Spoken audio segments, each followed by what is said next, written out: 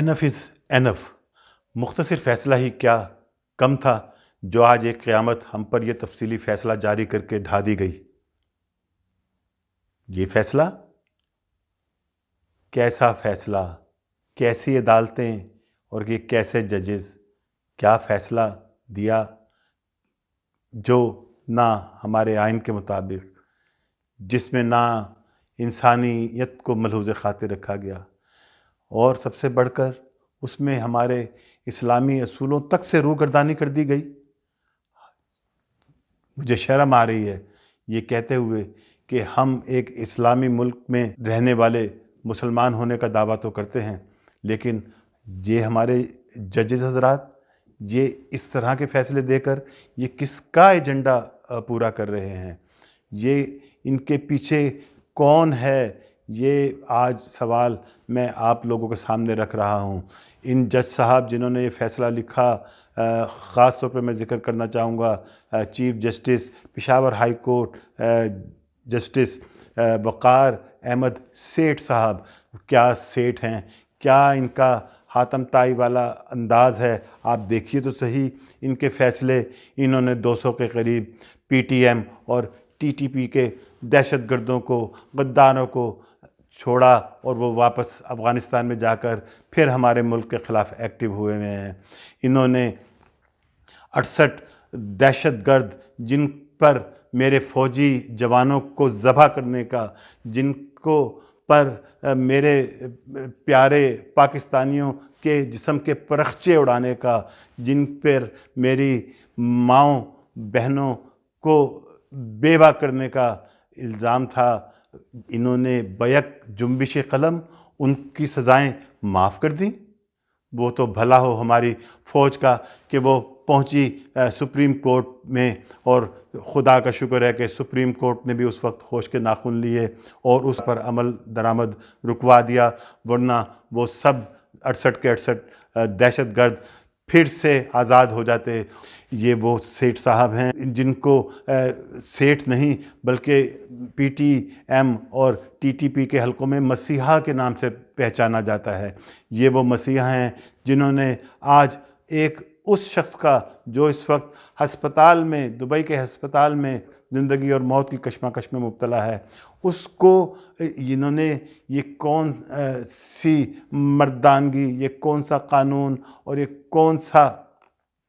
آئین ان کو اس بات کی اجازت دیتا ہے کہ انہوں نے اس کو اس طرح کا فیصلہ لکھا جو فیصلہ مجھے اپنے منہ پر لاتے ہوئے بھی میرا دل دہل رہا ہے، اور میرے جیسے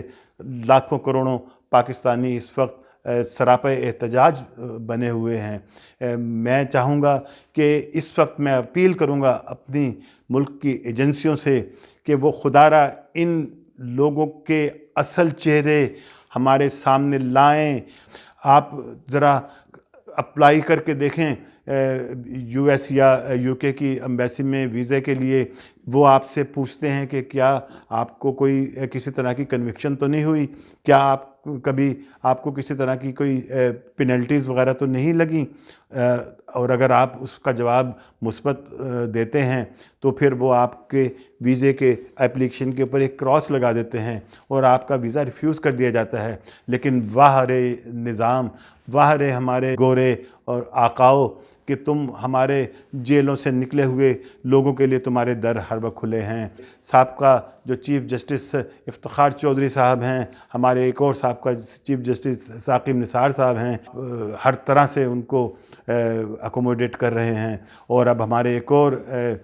موجودہ چیف جسٹس جن کی کل مدت ملازمت ختم ہو رہی ہے، ان کے لیے آفرز آ گئی ہیں۔ رشوت کس کو کہتے ہیں؟ یہی رشوت ہوتی ہے۔ یہ فیلوشپ، یہ لیکچرز جو ایک گھنٹے کے لیکچرز کے 2 لاکھ پاؤنڈ یا ڈالرز ادا کیے جاتے ہیں، یہ سب رشوت ہوتی ہے۔ تو ان کے لیے میں چاہوں گا، اپنے حکومت سے اپیل کروں گا کہ وقتی طور پر میں سمجھتا ہوں کہ تمام ججز حضرات کے پاسپورٹ سابقہ اور موجودہ ان کے پاسپورٹس معطل کر دیے جائیں، ان